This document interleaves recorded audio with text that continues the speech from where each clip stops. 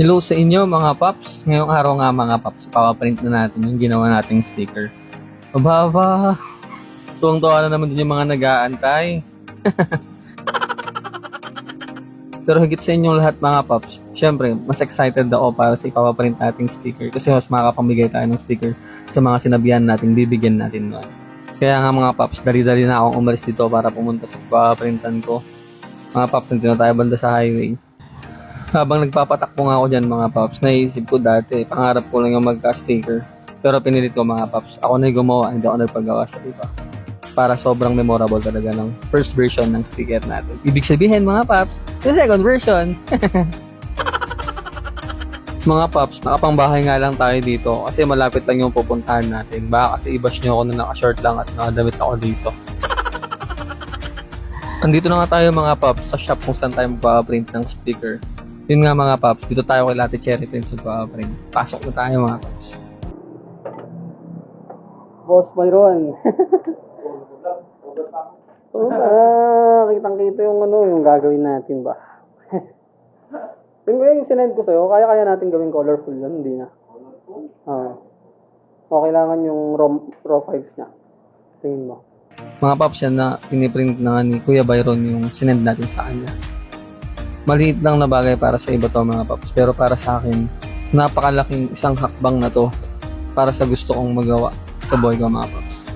Mga paps, napakabait nga ng mag-asawang ito ni Kuya Byron sa kanya, Ate Cherry. Sila nga yung may-ari nitong shop mga paps, kaya sa mga magpapagawa ng logo, dito lang kayo magpagawa mga paps. O kaya kahit ano pa, magpa-print man kayo ng kahit tarpaulin or jersey mga paps, meron sila. Kahit ano mga paps, meron sila. Nakitaan pa nga ako ng camera ni Kuya kaso hindi ko na nag-video. Sayang yun mga paps, may pera lang ako, bibilin ko yun para pandagdag sa pang-vlog natin.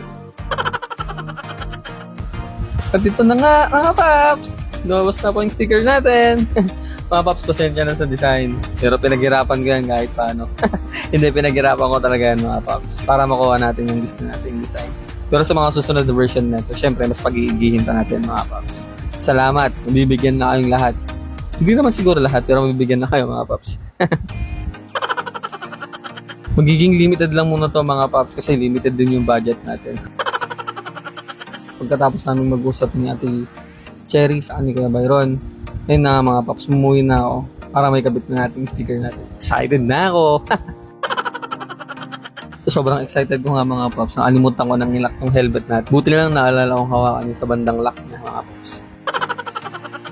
Shoutout nga po pala kay Sir Maki Mark Quintero. Sir, ingat lagi dyan. Tapos kita-kits tayo sir kapag pumunta ka ulit sa Isabela.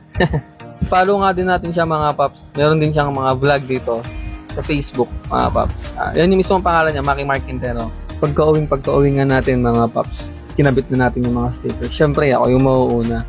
Kinakabahan nga ako dyan kasi baka mag-banking. Pero mga paps, sobrang saya ng puso ko. Sa mga followers po natin, salamat sa inyo. Walang Paps Jam kung wala po kayo. Kaya sa mga makakita sa atin dyan sa daan, mga paps, kalabitin nyo lang ako.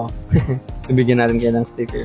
Salamat mga paps sa araw na to, sa pagsama sa akin, sa pagpapaprint ng sticker natin. Mga paps, so sunod ulit na vlog natin. At wag na wag ninyo kakalimutan mag-comment mga paps, mag-share, at mag-react sa video natin. Mga paps, share nyo to para maraming makapanood, para mas dumami pa yung kasama natin dito sa mga vlog natin. Salamat mga paps! Ingat! Bye-bye!